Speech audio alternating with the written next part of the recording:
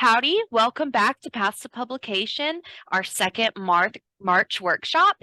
And we're going to get started with Dr. Debra McKeown today. I'm so excited to have her as a speaker. Let me give a little background about our workshop and we'll get started. So Paths to Publication is a professional development workshop that focuses on various topics, including grants, publishing, writing, research, and the graduate student experience. This platform provides distinguished guests the opportunity to share their insights and expertise and hopes to move us all forward in our writing and research agendas. The workshop is supported by the Education Leadership Research Center, directed by Dr. Beverly Irby, and the Center for Research of Development in Language and Literacy Acquisition, directed by Dr. Laura Alessio, as well as the Graduate Student Advisory Council. If along the way you have questions, please go ahead and type them in the chat as they come to you, and we will have an opportunity to answer questions and address comments at the end. Again, thank you so much for taking time out of your busy schedule to join us in networking and professional growth.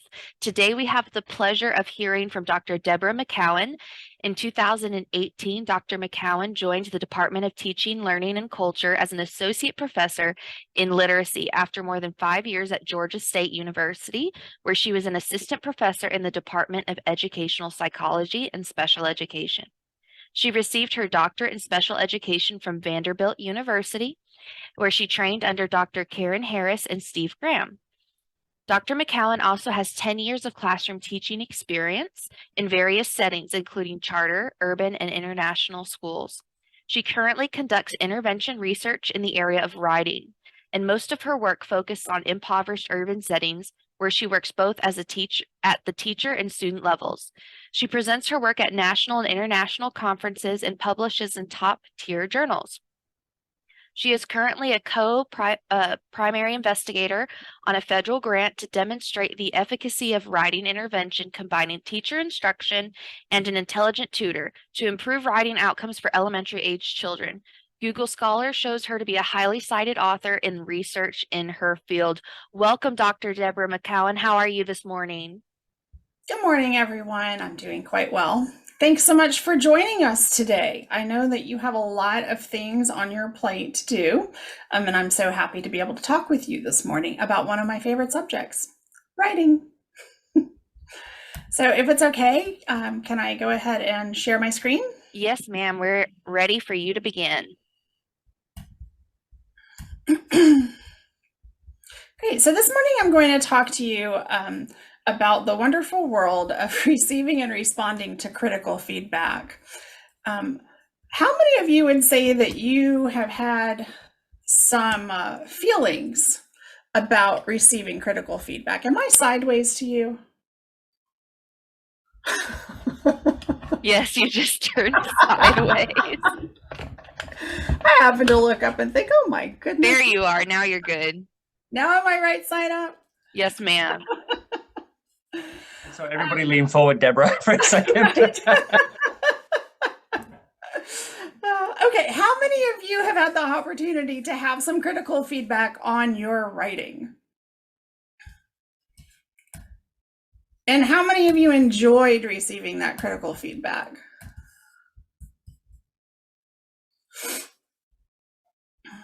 I'm looking at your beautiful faces. Oh, Amanda, I feel you. Yes. Yeah. So a lot of you don't have your cameras turned on, and that's okay. I'm reading your minds because in addition to my research skills, I'm also quite clairvoyant. I'm thinking that that was not a pleasant experience for you. That's my guess. So what expertise do I bring to the table to talk to you about receiving and responding to critical feedback? Probably most importantly, I've received a lot of it. I love writing. I study writing. I teach writing. I still get a lot of critical feedback on my writing. So I'm kind of an expert on it. And in fact, if you're in higher education, if you work in academia, you're going to be good at receiving critical feedback too, because that's just part of the job. I also served as an associate editor for a top-tier journal in special education, and I'm on the editorial board of a couple of journals as well. You've already heard my academic bio, but I do want to let you know that, there's a human behind all of us in higher ed. I'm a mother and a stepmother. I was a teacher for a long time, and I continue to see myself as a teacher in the professoriate, not an instructor or a professor, but still a teacher at heart. I'm, of course, a researcher, but I'm also continually learning. I'm a writer, I'm a traveler, I'm a mentor, I'm a listener, I'm a lot of things. And so are you. And it's important that we remember that, because oftentimes when we receive critical feedback, we tend to associate that feedback as being all consuming of us. And we forget about all of the rest of the aspects of our personalities and our lives. And so just always remember, you're far more than your work. Yeah, you were offered a brief history of me, so I just put this up there to show. I have some degrees behind me to, in theory, make me expert in talking about this, but really, it's experience that makes us expert in receiving and responding appropriately to critical feedback. So today we're going to walk through these steps with you. I'll briefly go over the publication process. My guess is that you really already know that. And then we'll go into the structure and the content of feedback and how we can sort of manage our emotions around that feedback. I'll show you an example of a revision table and a response letter, kind of how we should structure those response letters. And then finally, maybe try to reframe the way that we view feedback and see it as a gift. So as an overview, the publication process begins with having a research idea, although let me recognize that not every manuscript submitted needs to be based on research. There are conceptual papers and theoretical papers that are out there that are equally valid. I'm going to talk today about research papers because graduate students and junior faculty are typically trying to get their thesis or their dissertation published, or an earlier study in their career. So we're going to talk about research, but no, it's whatever manuscript you need to submit. And then we conduct the research after we have this idea. We write the manuscript, then we submit that manuscript to a journal. That journal probably engages in blind peer review, and so the manuscript is sent out to reviewers. The editor makes a decision, sends that decision to the author, and on a great day, then we're published. Okay, so that's a very high-level overview of the publication process, and we're just going to spend our time today in steps 5, 6, and 7, this last part. So you've submitted your work. Now what happens? Well, if we look into this a little bit more detailed, and note that it varies from journal to journal, right? So every journal can have its own sort of process that they engage in, but this is typically what this looks like. The editor will filter those manuscripts that are clearly just not a fit for the journal, and then notify those authors. That's called a desk reject. Once the editor decides, okay, it's not clearly a desk reject, then they send those manuscripts out to associate editors. They're assigned to the associate editors. The associate editor then is the one who typically asks for reviewers to review the paper. And the AEs need to make good decisions about who they invite to the paper, and they want someone with expertise on the topic, on the methodology, maybe on the context, but the reviewers need to bring some expertise to the particular manuscript that's presented. And typically there are 2 to 4 reviewers that are requested. Every journal has an editorial board, and usually there's some requirement within the journal that a member or more than one member of the editorial board has to be part of that review panel. Reviewers are invited. They do not have to accept. They can accept to review, they can decline, they can say that they're unavailable, and some journals allow them to suggest an alternate reviewer if they're not available. If the reviewer accepts, then they read the manuscript, they document the strengths and the areas to improve, they turn those recommendations into a letter.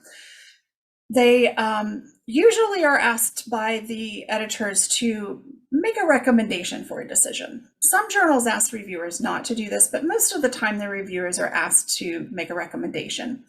And every journal has a different set of recommendations that are available to them, but typically it's some subset of these, except with minor revisions, except with major revisions, revise and resubmit minor or major, reject, or reject with the option to resubmit. And that one's not very common, but it's kind of a nice thing to have, because what it means is there's a lot of work to do here. And if I reject it, you can take that paper free and clear and go to another journal. You don't have to do these revisions, but it does leave the door open to resubmitting if you want to do the hard work. So after the reviewers submit their reviews to the associate editor reads those reviews. They also read the manuscript themselves and make a decision that's informed by the reviewers, but it's not necessarily a democracy. So it's not like a vote. The AE gets to make the decision for most journals. The AE then writes their recommendation letter to the editor, and then the editor of the journal typically makes the final decision and will send that out to the authors. Those decisions are the same as what the reviewers would have access to. So accept with minor or major revisions, revise and resubmit, minor or major, or reject with the option to resubmit. But how do we think about these decisions, right? Because that's kind of the technical aspect. But whenever you get that, how should we think about those things? All of them are fine, because usually all of them come with great feedback that we can grow from. So if you receive a decision that's accept with minor revisions, or revise and resubmit with minor revisions, great, you're getting published, and you're getting published without too much more work being done, usually less than 5 hours. That can vary, but that's an estimate. That's great news. If you get an accept or a revise and resubmit with major revisions, or a reject with the option to resubmit, all of those means you're probably getting published. It's just going to take a little bit more work. And typically that work is more than 8 hours. That's some substantial work that needs to be done to revise the paper. And then finally, reject. Even reject, though, you have a really great chance of getting published, just at a different journal. So it could be helpful to have that feedback from the reviewers. You take that, incorporate it, and decide on a better place to send your paper. So even a rejection has a lot that we can learn from it. Now, whenever you get the feedback, I want to just talk to you about the structure of it, because I think whenever we understand the structure of something, it's a little easier to comprehend and take in, and it can be kind of emotional. So just like reading a research paper, it can be helpful to understand how to read the reviewer comments and the decisions that come back to you. So usually those letters start out with a thank you. The reviewers will thank the editor for the opportunity to review. The editor will thank you for writing. Reviewers typically offer a very short summary of the study, and that just demonstrates, hey, I've read this thing. And then if the journal allows them to make a recommendation for a decision, then they usually say that recommendation pretty early in their letter. And that's followed by a justification for that recommendation of a decision with issues to address, usually organized in one of two ways. One is the major issues followed by the minor issues, and the other one is sometimes reviewers will organize their feedback in sequential order, starting with the introduction of the paper and moving through to the end and the discussion. The editor or AE decision letter that comes to you has the overview of the reviewer's recommendations. They sort of summarize what it is that the reviewer said. They state their decision in clear language, and then they justify that decision. Depending on the editor, they could spend some time explaining that decision, or it may be ever so brief. And then if it's a revise and resubmit or accept with some revisions, then they give directions to the authors about what needs to be done to move over to that land of acceptance. And then it's followed by a thank you, and then the reviewer's comments are just included at the bottom as they were. Sometimes, very, very rarely, an editor might retract a little bit from the reviewer, or they might give authors instruction to ignore, or like they don't have to respond to some given piece from a reviewer if the editor didn't think that it was particularly important or helpful.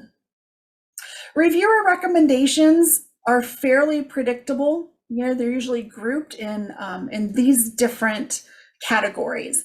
Introduction, there are always, not always, but typically language in there surrounding that maybe the literature review aren't connected to the research questions.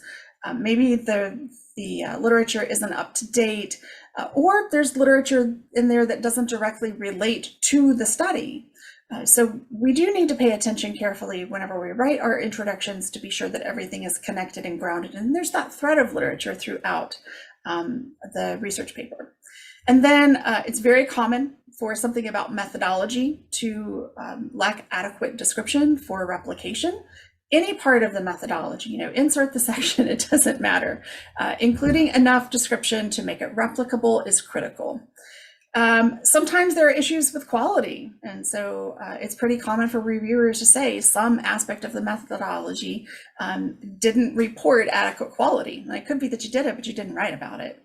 The discussion or implication section goes beyond the scope of the data presented. So oftentimes, we see papers where it's reaching for those implications. APA, always APA. So that's pretty commonly what we see most of the reviewers commenting on. And honestly, I just covered the entire scope of the paper, right? All right, so reviewers will most likely spend more time giving feedback on manuscripts that they will recommend for revise and resubmit. So if they're recommending, yes, I think this paper has potential, I really believe that it should be published, but it needs some work, they're going to spend some time explaining to the authors what needs to be done to move over to that accept. There usually is a lot of rich feedback in revise and resubmit decisions. If they're deciding to reject, they're not going to give very much feedback to those. They're not going to spend the time if it's not going to result in publishing for the journal that they're reviewing for. Some reviewers will spend the time, or at least point you in the direction of, hey, this major thing was wrong with the paper. And you can take that then and turn it into a potential publication at a different journal. If it's accept, without revisions, it happens very rarely, but it can happen, but that happens rarely. Okay, so we're usually going to get some kind of feedback. I want you to know that reviewers are not all created equal. So we're going to talk about the good, the neutral, and reviewer too. Most reviewers, it really is most reviewers, will be excellent. They'll be helpful, and they're going to work to improve your manuscript and work to improve science as a whole. They're working for the field, they're working for the betterment of the field and for science. We need to listen to these suggestions, even whenever they hurt our feelings. These people are oftentimes experts in the field who are widely published, who know the work, who know the journal, who know the science. This feedback really is valuable to help us grow. It's usually the most helpful and useful advice is found in a revise and resubmit major revisions. That's where they're going to spend the time to really invest in your paper and your work to make it better. Stronger journals often have stronger academics on their boards and also in their reviewer databases. So, little pro tip, sometimes even if you don't think your paper is appropriate for a top tier journal, it can be useful to submit it and get that expert feedback on your paper and then take it to the journal that maybe you think is more appropriate for you. Please don't do that with all of the papers. Just those that you really want to invest in. And you never know, it can hit. I've had that happen before. The neutral. Some reviewers will have really good intentions, but maybe they lack the skill to really critique your paper or parts of the paper appropriately. These are usually junior doc students getting started out, or maybe they're just not, they don't have the methodological expertise or, expertise in the population or the topic. You can listen to the suggestions that sort of make sense. Some of these reviews are, they're fluff, or they just suggest minor edits. If people spend too much time on punctuation, grammar, and APA as an AE, those are not helpful reviews for me. Some of them may have an expertise in some of the area that's addressed in the study, and maybe not all, and they feel maybe the urge to address all of that. And that's why it's really good practice for editors or AEs to say, just curtail your review scope to this part that you're expert in. These reviewers really can be helpful in telling us how to make our manuscripts more readable, though, for a wider audience, because whenever we're reading it over and over, we're living and breathing it, we can sort of become blind to that. So that could be helpful if these reviewers are saying, like, I just didn't understand this. You can look at it and go, well, I wrote it right here, but we really need to reinterpret that as oh, I'm not clearly communicating to my audience well enough, so let me rephrase this or give a little bit more information here. So that can be helpful. And then I just want you to know that some reviewers, they're just in a bad mood. They're just in a bad mood because, we're human. So always read with a thick skin, ignore the snark if you get snarky reviews, but don't dismiss everything out of hand. Focus on what you can take from those reviews to improve your research, improve the science, improve your writing and your communication, and just be happy that you're not that unhappy as they are. There are also reviewers who they don't read it carefully, or they just are unable or unwilling to comprehend what it is that you wrote. These reviews are oftentimes filled with a lot of requests to do things that are, it's already there, it's in the paper, like I did it, or to remove things that aren't there. And it's a head scratcher whenever you get those reviews, but it's not you, it's them, okay?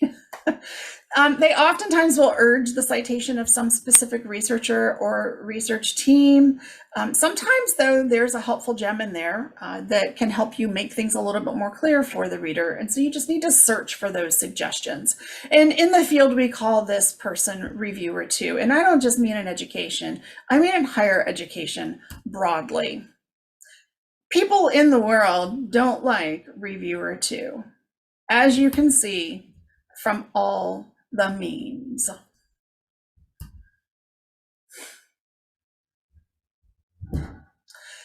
Research actually shows, though, the poorest reviews are not from reviewer two, it's actually reviewer three. There's a reason for this. As an AE, I usually relied on at least 3 reviews. I'm going to tell you why reviewer 3. I required at least 1 editorial board member to be part of that review panel, and I always wanted experts in methodology and the content or the subject matter, and then the population, because I was AE for a special education journal, and population matters. So I tried to get the editorial board member who was aligned with methodology, because in that journal, that's the most important thing. Really clear, rigorous methodology. I tried to get a senior person who was aligned with the content and population together, but if that didn't work, then at least one or the other. And after that, I would find people who had keywords. So if these are the people who I had access to as reviewers, where we have expertise in methodology, the topic, the context, but also they couldn't have reviewed for us in the past. For me, it was 3 months. Other journals have different guidelines. That's a no-go, right? So that's actually the most important thing where I have to start, not their expertise, because we can't overload our reviewers. So after we filter for that, that's where I'm sending my first invitations. 2 members of the editorial board where we have methodology, the topic, and the context represented. And then someone who's not on the editorial board, but who had submitted to the journal will receive the 3rd invitation there, because they have expertise in both the topic and the contents. And then those people who have reviewed for us in the past, in my case, 3 months, can't invite them. They're off the table. You can't even ask. So this is why, let me go back just for a moment. This is why reviewer 3 is typically the worst reviewer. They're typically the last to respond to the invitation, and are usually also last to be invited, because we look for the people with the strongest expertise first. All right, so you've gotten your reviews. You understand there are some good reviews, there are some okay reviews, and then there are some reviewers who are just in a bad mood and maybe want to take it out on you. We need to still manage our emotions around this, because we are professionals and feedback is part of how we get better. So let's talk about that. Here's the reality. No one likes to be critiqued. No one likes to be critiqued. It's not fun. It doesn't feel good. Critiquing can feel like rejection. And indeed, it kind of is a form of rejection. Even if you don't receive that word reject on the decision, just having people criticize your work can destabilize our sense of identity, our sense of self. Criticism can be oftentimes experienced as shaming. So if they're criticizing my work, they're shaming me, they're shaming my work. And because of that, because it's destabilizing for us and it can be intense, it takes time to process this feedback. And time gives us distance from the feedback to make sure that we can see the feedback for what it is, not as part of our identity, but on the work. And the work can always be improved. I want you to remember that writing is a learned skill. It's not something that happens naturally. There's no one who's just a born writer. That's not a thing. It's a skill that's taught, and it's a skill that can be learned, and we can get better at it, okay? And there are very clear ways, research and evidence-based ways to get better at writing, and one of those is expert feedback. And I also want you to remember that I study writing, okay? I know the writing research, and the fact is, we don't teach you how to write. People say that they teach you how to write, but they don't teach us how to write. At least not write well. You were probably not ever explicitly and directly taught how to write academically either. Maybe some of you have, but for the most part and across the US, in fact, across the world, we don't teach writing. So it's not your fault. But we do know that expert feedback is linked to outcomes, stronger writing outcomes with an effect size of 0.8. I mean, that's a strong positive effect on writing. So it may not be comfortable, but it's really effective. It's not about you, though. It's about improving the science. People spend their time reviewing papers and giving feedback on manuscripts because they want to improve the field, improve the science, and make really good progress in the science. People have to spend their time giving you that feedback. It's a gift, and so we need to learn to receive it that way. Praise makes us feel good, but critique makes us better. It can feel like critical feedback is personal, but it's just individualized. And because it's individualized to our particular manuscript and the words that we spent time writing, it can feel really personal. But it's not that. It's focused on the work and developing our skill sets and improving the science. Academic writing is a skill, and we can get better at it with feedback and practice. I also want you to remember, not just for this, not just for academic writing, but for everything that we encounter in life, whenever we're learning, pretending to know, just the act of pretending to know, or sitting with a thought that, oh, I already know about all of this, or posturing in class, like, oh, I know all of this and you don't. Just that, these little games that we play with ourselves in our brains, it actually blocks ourselves from being able to learn. We don't store memories. So we really have to stay open and stay humble in order to keep our brains open, our little neurons up there active and get those synapses firing. We have to stay open in order to learn, okay? So we can't approach receiving feedback with, I don't need this. This was great. I did a great job. We can't do that. We have to be open to it in order to learn. And then, y'all, this work isn't everything. Remember what I said at the top? We are complex three-dimensional human beings. We are more than our work. And just as you are, no matter what people say about your academic writing, you're worthy. You are worthy of being here. You are worthy of being in this field. You've been trained well, and you'll improve with practice if you open yourself up to feedback. All right, so this is what you came for. How do we deal with all of this? That's your background. It's pretty easy. It's 4 easy steps. We're going to read, we're going to set it aside, we're going to feel, and then we're going to plan. All right? First step, read the editor's letter, read the reviews, but read them at arm's length. Just like you're reading the headlines, standing in the grocery line, looking at all of the rag mags. Like you're just glancing. You're not going to purchase any of that stuff. You're just glancing just to see what's going on. That's all you're doing. That's how you're going to read these reviews initially, okay? If it's an accept, fantastic, celebrate. If it's anything else, as it's likely to be, move on to step 2. Arm's length, and then set it aside. If you're able to set it aside for 2 good weeks, I would do that. 2 weeks is this magic turning point in time where we're far enough away from something that we don't take it so personally. If 2 weeks isn't possible, and sometimes it's just not, try to wait at least 2 days. And the more days you can put between that initial read of it and when you go back and dig into the details, really the better for our emotional state and approaching this from an objective manner. The third step is just to feel, right? You're going to feel whatever you feel. I want you to acknowledge those feelings and not judge them. Whatever it is that you're feeling, it's okay. Usually we have to read some pretty hard things in that feedback, and that's okay for us to be responsive to it. It's okay for us to feel, but you have to do something with those feelings, and it can't be to write nasty grams to the editor and the reviewer in most cases. Okay, so we need to do something with those feelings. And what's really important is that you not keep them in and that you not experience any kind of shame around it. We should share it. We should talk about our feelings of failure, talk about the crazy criticism that we got. We should celebrate that because all of us get it. You're not alone.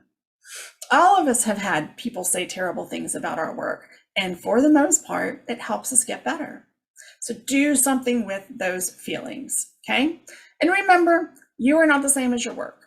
You're enough, you're loved, you are worthy. After we process those feelings, now we're going to make a concrete plan to act on, okay? We're going to make a plan to address that feedback objectively. We're going to focus on the problems identified that we can repair.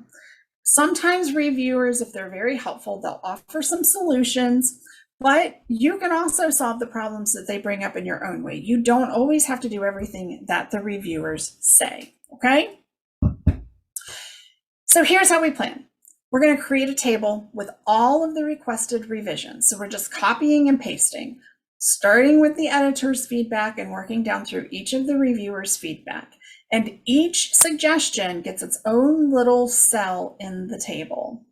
If you're working with co-authors, then you're going to ask your co-authors to weigh in on some piece of those, some percentage of them perhaps, and then you're going to take some on your own. If you're working alone, it's all in your court. Although it is okay to bring someone to help you revise and add them as an author. So if you're not great at revising, maybe you bring in someone who is great at revising and just add them as an author.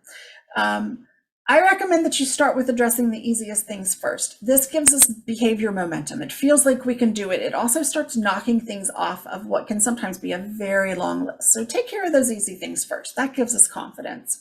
It's also a way to move back into your paper and see it with more objective eyes. Then you can move into tackling the lengthier, the more complicated things, the things that require, a lot of deep thought. It's not just rewording something, it's, maybe rethinking something. You record on the table how you addressed each one of those suggestions, how you revised to it, and then you're going to use that table to construct your letter to the editor. I recommend that you show gratitude and respect throughout. I like to talk out loud whenever I'm responding to the feedback and just like, thank you, reviewer, that was a really good point. I also say some negative things out loud. People think I'm crazy, but it's helpful. So here's an example of a table that I started building. These are actual pieces of feedback on one of my papers. So the revision requested is just literally copied and pasted from the editor's letter. And I usually label who gave me the feedback. So then I copy that over there and then assign which of the authors will be addressing. And, it's fine to get your co-authors' input on what they want to address. And then as these items are addressed, I go ahead and write into this right-hand column how we addressed it. And some people choose to just sort of make brief notes about how it was addressed. I tend to use this as if I'm writing it back to the editor. So I go ahead and do that work of essentially writing the letter to the editor as we go along. And so that means I'm including in there some of that, gratitude language that takes that bitter sting away from it, to just say, thank you, we appreciate it. Or sometimes we're confused by it, which is what this bottom piece says. We're confused by this. And continuing, just whatever seems to make sense. You can have many different responses to things. So one thing that you may write over and over is, this is a helpful suggestion, and we've done this to repair it. Sometimes we just have to ask questions back of them. Like, we're not sure how we're supposed to do this, or we're not sure why this was missed, but we have to word that in a very respectful way. Sometimes they just, they give us simple inane things, and you could just simply say, this has been addressed. Sometimes you might disagree, though, and it's okay for you to disagree. You just have to respectfully disagree, and then you have to justify your reasoning. And the editor doesn't have to accept your disagreement. They may come back and insist that you do the thing, but usually if you make a sound, rational justification for it, they'll let you have it. And so these are ways that you might think about phrasing. Of course, it'll be different for your specific case, but I want you to know that you can respectfully disagree, okay? So when all of your requested revisions are addressed, your whole table is complete, and you're ready to submit, we need to write a letter to the editor explaining how it is that we addressed the comments. So we start this letter, dear editor, we thank you for the time, that was spent. We've addressed your concerns. And we want to start in that letter by saying, this is how we address the major concerns that you had, the editor had. So usually the editor will highlight some things that they want you to address. And then following that, you tell the editor what you did to be responsive to the reviewers. In order to address what you did to be responsive to the reviewers, you can just copy your table into the letter if you wish. You don't have to do that, but you can. You can also just write your whole letter and add the table on at the end. I'd like to encourage you to reread the letter and the table to be certain that it reads respectfully and that no one put any sort of snarky, disrespectful language in it. I also think we should always show gratitude for the time that was invested. Just remember, y'all, good research is publishable. It's publishable somewhere. If it was good research, it's going somewhere. It just may not be your first choice journal, and that's okay. If it was designed well, it was run well, you're going to get published somewhere. So don't despair. Even a rejection just means, let's look elsewhere. So it's that simple. Whenever we receive a decision letter, we're going to read it, arm's length, not get too invested in it, grocery store, set it aside, pick it up again, reread it, feel the feelings, and then make a concrete plan on how to respond to it. It seems simple, but it's hard. It takes a toll. Also, throughout, just keep in mind that the editors work for free. Maybe they get a buyout from their school, but they're not making money for this. Like, it's not a job. The associate editors work for free. The reviewers work for free. Everyone's exhausted. Everyone's grinding for publications, just like you are, because that's how we unlock jobs, tenure, promotion, and most importantly, making discoveries in the science that we're all trying to engage in to make this world a better place. There are a lot of high stakes decisions that create a lot of high stress, okay? Try to review those reviews as an opportunity to learn and grow. So we need to have a growth mindset, always something to learn, and just keep your composure when you're communicating to and about editors. Remain respectful and just know your worth and the worth of your work. And you're not just your work, you're a lot of other things. In sum, learning how to manage and respond to constructive criticism, rejection, failure, and other setbacks, it's all part of a professional scientific journey. We all are on that same journey, and all of us have to learn how to deal with the same thing. There's no one who you're going to encounter who writes something and has it accepted without revisions the first time their entire career. You'll never meet someone like that. Finally. All right. If you want to share, you can go to a Jamboard. I have a couple of questions on there, just up here in the red. I also have these two QR codes. The left one, the red and black one, is from Oxford University Career Services. It's a little course with a workbook on responding to change and setbacks. It's mostly focused on the job market, like getting a job, but I think that there are useful tools in there for any kind of change and setback. And then the one to the right is my Google Drive that has quality indicators of research methods, because that's something that typically gets called out in the feedback. And so if you don't have quality indicators in your life, you could go there and pull some for whatever methodology it is that you use. That's it. I think I'm right on time. What questions do you have? Awesome. Thank you so much, Dr. McKeown. Now it's time to start putting questions in the chat. And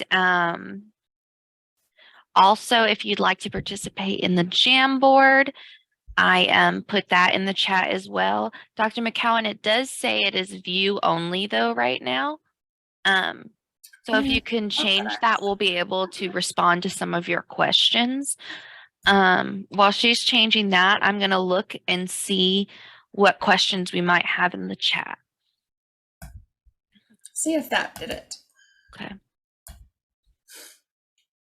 Okay, here's a question. What advice do you have for reviewer 3 when reviewing?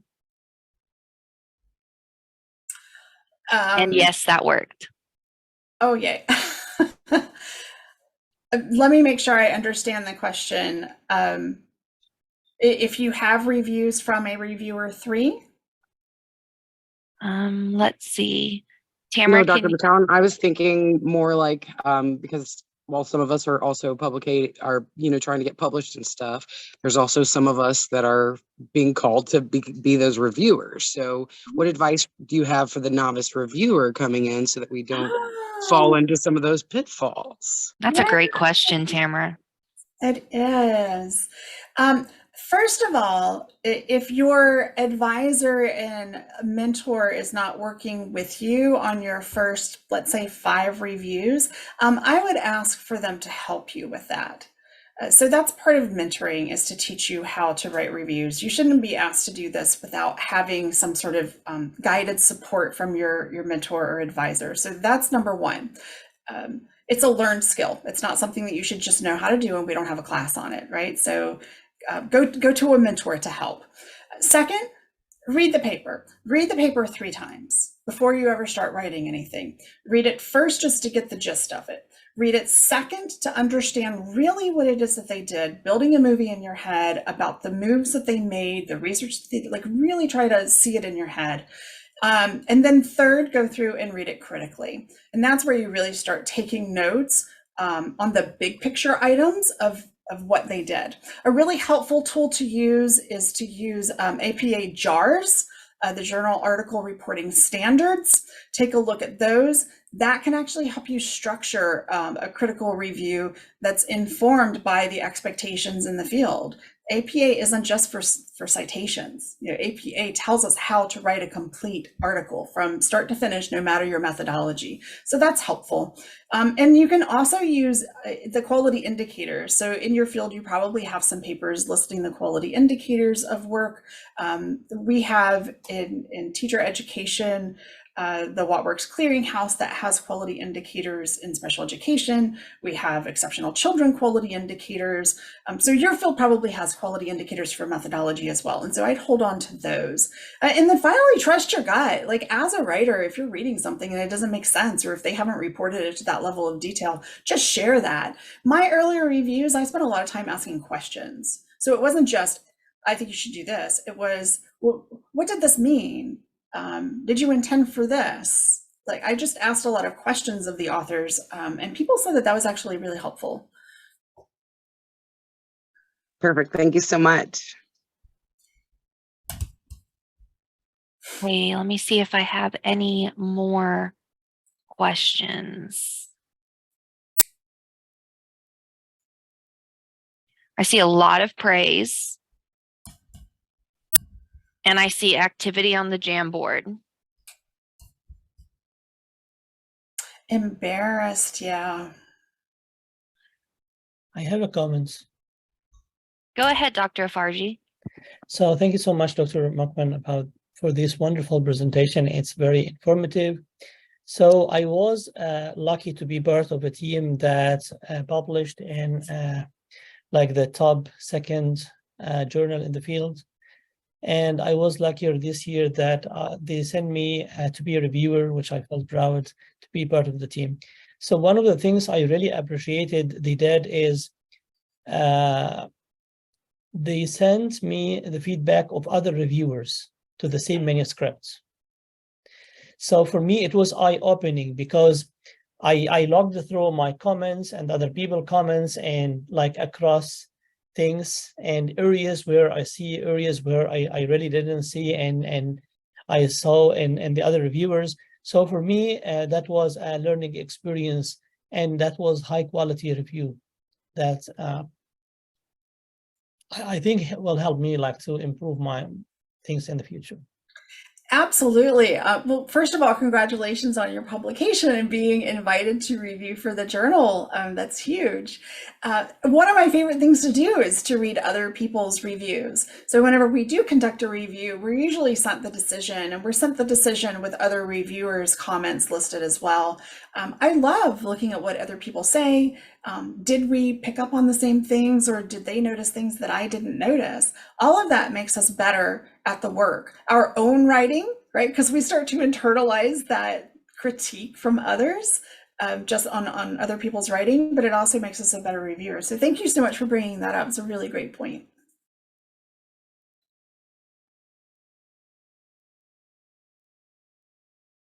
Anyone else? Dr. Libby, go ahead. Thank you. And Dr. McKeown, thank you so much for coming and being a part of our Paths to Publications for our graduate students, and as well as any other guests that we have here today in terms of faculty or international guests as well. So thank you for sharing your wonderful experiences as an editor and as a writer and as a researcher in writing. So thank you so much. And, I'm just thinking about, being an editor, having been an editor for a number of years. The thing that you said, and in one of the very first slides where you showed the structure of how the manuscript flows and, the editor makes the final decision. And so sometimes, just to let everyone know too, I've had a number of reviewers who, they're kind to do the reviews, but sometimes they do that very quickly and they aren't real careful, with the reviews. And so they might say accept, with a few minor revisions, but actually when we as editors then go through and actually read, I read and read every manuscript that goes out. And it's really critical that we do that as editors, because I was a guest editor for one just recently, and I had 2 reviewers, and I got a 3rd reviewer because I was seeing some things that the 2 reviewers didn't see. And so it was actually true. My concerns were confirmed by the 3rd reviewer. And I knew that 3rd reviewer would be a great reviewer and very detailed. And it was basically on the statistics and on the, the research methods. So I rejected it, even though the first two reviewers accepted. And I made my point to the main editor. And so it was rejected. So, sometimes and then those people had seen the first 2 reviews and then, the 3rd review and my review as that I don't know what it was called. It's some associate editor or something they call it, and then to the editor. But anyway, that was just an invitation that I took on. But it's really important, if you are going back to your point, to Dr. Apparaji's point too as well, being a reviewer is really critical, and to provide really effective feedback, and to be purposeful in that review as well of the person's writing and of the holistic paper. So thank you so much for those tips and comments. We really appreciate it. I'm happy to do it. And thank you for sharing that experience. It's actually a really excellent point that if we get a reviewer who just accepts without very much commentary, oftentimes that means that they didn't really take the time to read it carefully. Because no matter how many times we revise our papers, there's always space for revising it and making it better. Even whenever my papers are accepted, I go back and read and find, 20 different things that I'd like to still change. So getting an accept isn't always, glorious from a reviewer. Oftentimes as AE, just like Dr. Irby pointed out, it usually indicates that they just haven't done a good job of reading and giving it careful thought. We learn far more whenever we get revised and resubmit, and people spend the time to really educate us about how to make our work better. Thank you.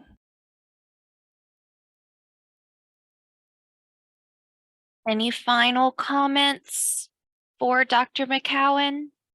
I know I have a class I might add to my registration come next spring for sure. You should totally join academic writing. It is a fantastic course.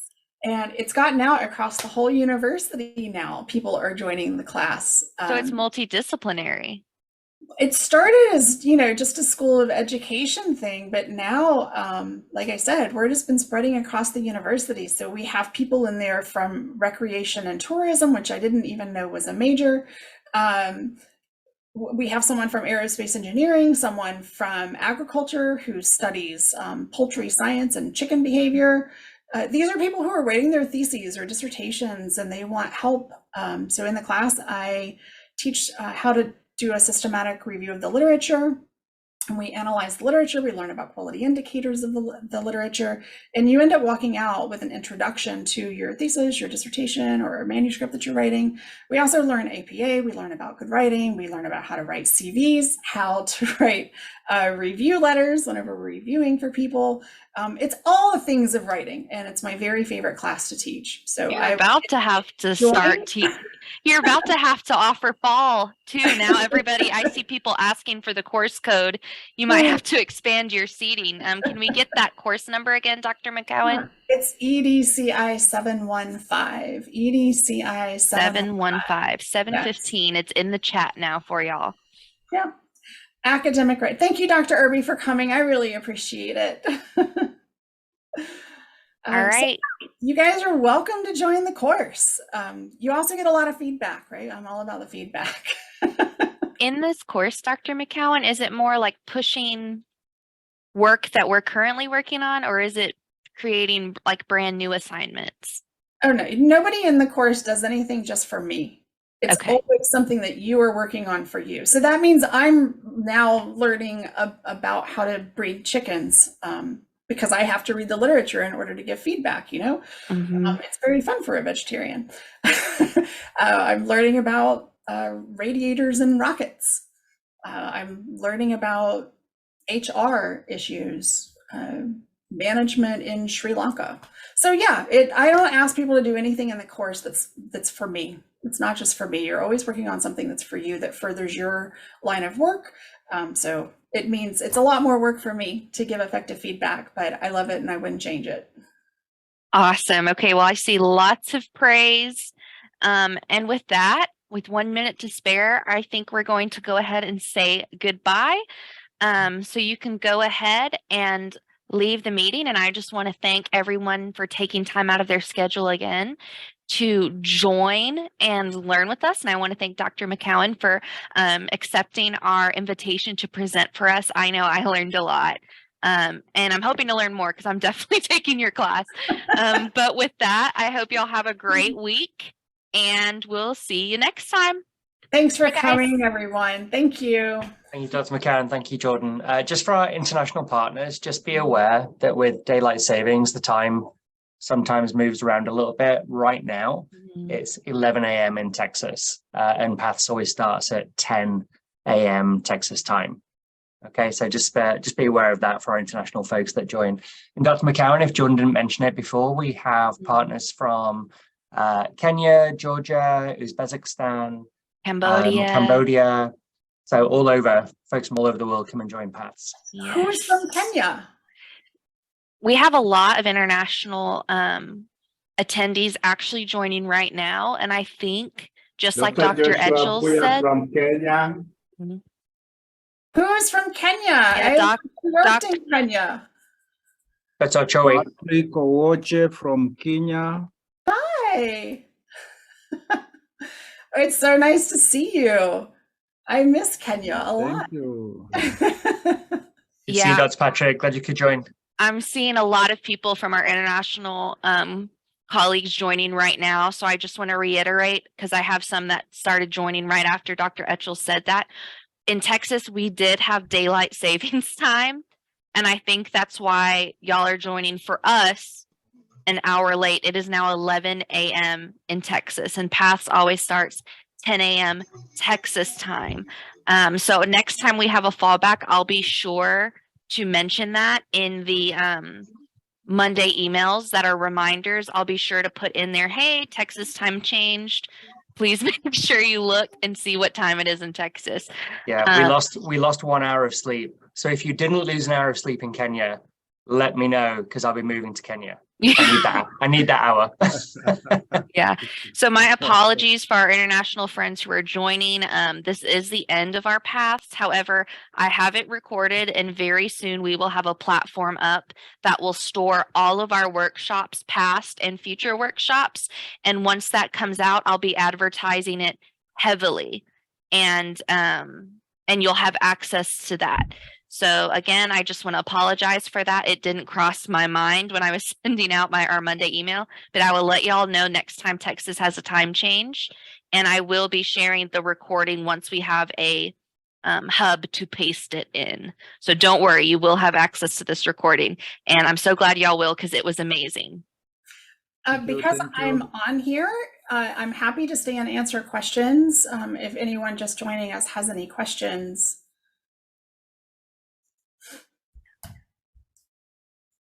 Yes, the presentation was on responding to critical feedback in regards to reviewers for your manuscripts. Yeah, but if you have questions, feel free to unmute yourself. Dr. McKeown is very graciously going to give us a bit of her time. Mm-hmm. If you wish, if you're struggling with feedback on manuscripts or feedback on your writing in general, aren't sure what to do, I'm happy to talk with you about that if you have questions about that. Thanks, Deborah. I think the hardest part for a lot of folks is getting it finished and out the door, right? Everybody's great coming out the gate when the starter gun goes off, and then getting about 3/4 of the way through a paper, and then that motivation kind of fizzles. I always find that as I'm hitting the sort of 5,000, 6,000 word range, I'm already in the moment where I'm starting to want to leave that paper and then go to another paper. And then the other thing that happens for me is it's so long between submitting to a journal and then getting the reviews back that sometimes it can be, 3 months, 6 months longer. And by the time it comes back with the second or third iteration, I'm at the point where I just want to birth the paper into the world and move on to the next paper. And what's happening now is that on April, I think 4th, 6th, I'm doing a panel about a COVID paper that Jordan and I wrote with Erin and Tamara Waldron and a few other colleagues. And it's 2 years after I wrote that paper. So now I'm having to go back and reread my own research to be prepared for the panel. So sometimes there's huge lag on the field impact of your research. Yeah. Thanks for sharing that. Oftentimes we get stuck in finishing because of a fear of receiving that feedback, or sometimes a fear of success. And those are just the little demons that are inside of us, trying to keep us from moving forward. But the moment that we get over that fear of receiving critical feedback and just understand, I'm going to get bad reviews back. It's going to help me grow. I'm not going to like it. And that's okay. It's okay to be uncomfortable. When we get past that, we're more willing to submit work that we know isn't top of the line. And sometimes it's just better to send it out knowing this is not great. This is not my best effort, but it's done. I'm going to get the reviews and then I'm going to deal with it. In higher education, it may shock you, but we have a large number of people who are perfectionists.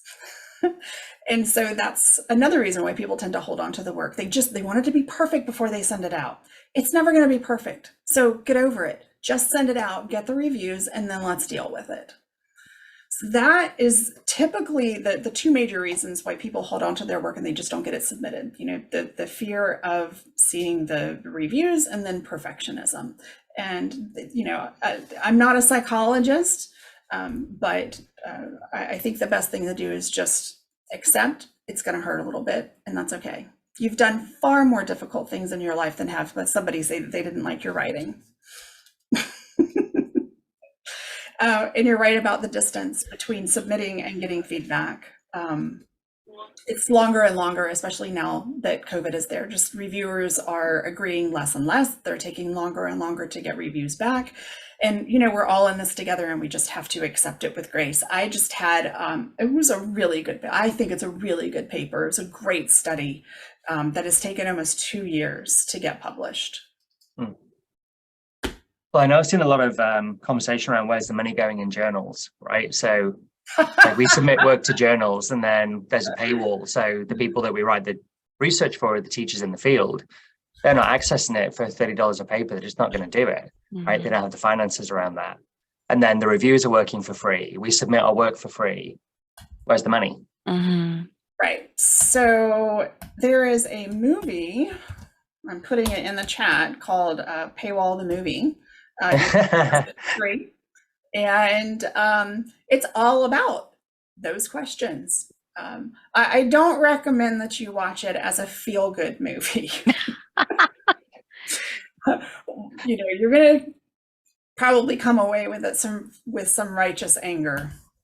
Yeah, well, as I work as an associate editor for Dr.